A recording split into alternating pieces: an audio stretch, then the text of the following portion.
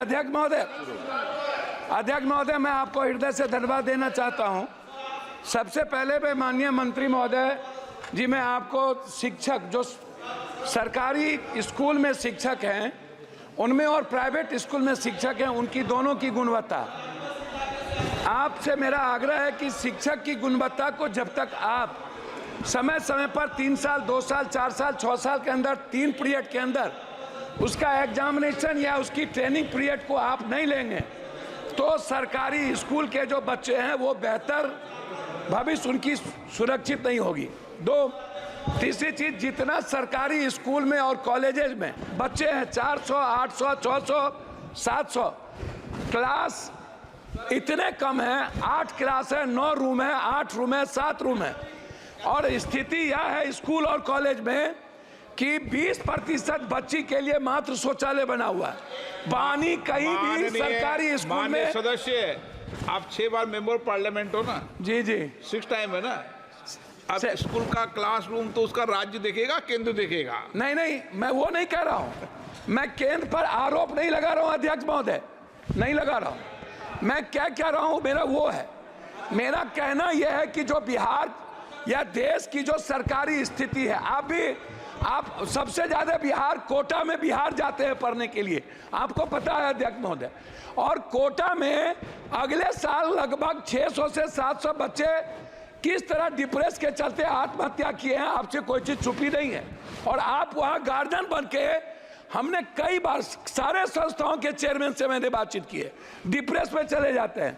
मेरा सबमिशन इस बात को लेकर के है कि बिहार के बंटवारे के बाद ना तो एक नेतरहाट खुली, ना तो सैनिक स्कूल खुला, ना ही केंद्रीय विश्वविद्यालय को तवज्जो मिली, ना जमीन मिली, ना नवोदय विद्यालय पर फोकस किया गया, ना सेंट्रल स्कूल पर फोकस किया गया, ना पंचायत में कस्तूरबा गांधी पर फोकस किया गया।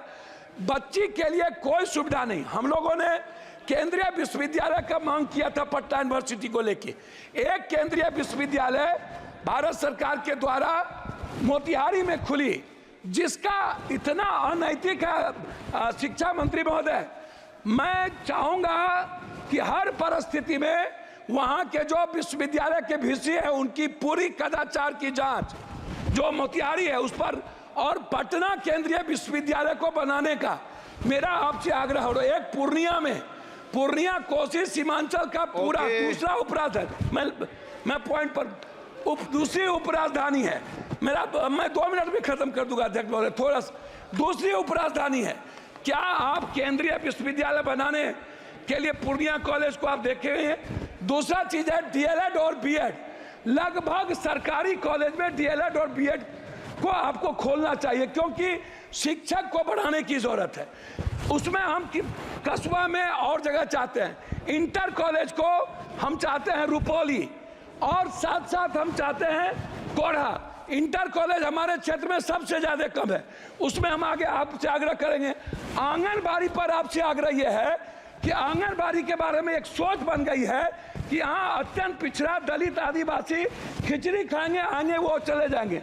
आंगनबाड़ी की सेविका की ना तो उसका क्वालिटी है, ना कोई क्वांटिटी है, ना उनकी तनख्वाह बढ़ती है, और ना ही बच्चों को आने का कोई सुविधा है। मेरा आग्रह इतना है आपसे कि जो बच्चे जाएं, जो कॉलेज के बच्चे हैं, लगभग कोचिंग के लिए बाहर जाते हैं, क्लास से बच्चे चले जाते हैं। स्कूल के बच्चे खिचड़ी खाने के बाद 80% चले जाते हैं, वो नहीं पढ़ते हैं। कॉलेज के बच्चे नहीं पढ़ते हैं, वो कोचिंग में चले जाते हैं। ये जैसे डीपीएस है, डीपीएस पर हाई कोर्ट ने कहा है, मैं लास्ट कर रहा हूं, हाई कोर्ट का आदेश है डीपीएस पैसा बहुत ज्यादा लेता है, उसको रोक लगाया जाए, नहीं लिया जाए। डीपीएस के जो संस्थापक हैं वो लगातार गलत कर रहे हैं। जैसे अंत में अध्यक्ष महोदय एक सेकंड में 2 मिनट में बात खत्म करिए तो अध्यक्ष महोदय 1 सेकंड में, अध्यक्ष महोदय 1 सेकंड। यूपीएससी, बीपीएससी या एसएससी का जो एग्जाम होता है, एग्जाम के बाद उसके जो रिजल्ट है वो 3 महीना 4 महीना बाद क्यों? इससे बच्चे के भीतर डर है कि हमारी हेराफेरी होती है। मैं चाहता हूं जिसका फॉर्म भरा जाए बच्चे का, यूपीएससी, बीपीएससी, एसएससी या कोई भी ऐसी कंपटीशन में, उसका एग्जाम हो और 15 दिनों के अंदर उसका रिजल्ट निकाला जाए। रिजल्ट निकालकर उसकी ज्वाइनिंग की व्यवस्था की जाए, तभी एग्जाम हो। अन्यथा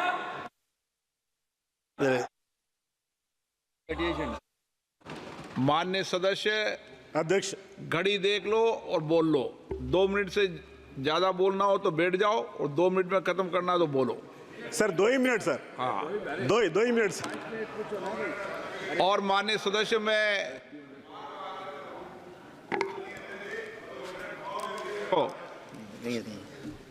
कभी भी जब आपको कह दिया जाए कि समय समाप्त हो तो एक बार इशारा समझ जाएं।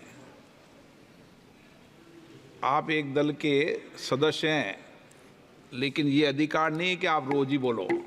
ये अधिकार तो सभापति का है जो सीट पर बैठा है। ठीक है ना? 2 मिनट में अपनी बात को खत्म करो। अध्यक्ष महोदय, मुझे शिक्षा मंत्रालय के अनुदान के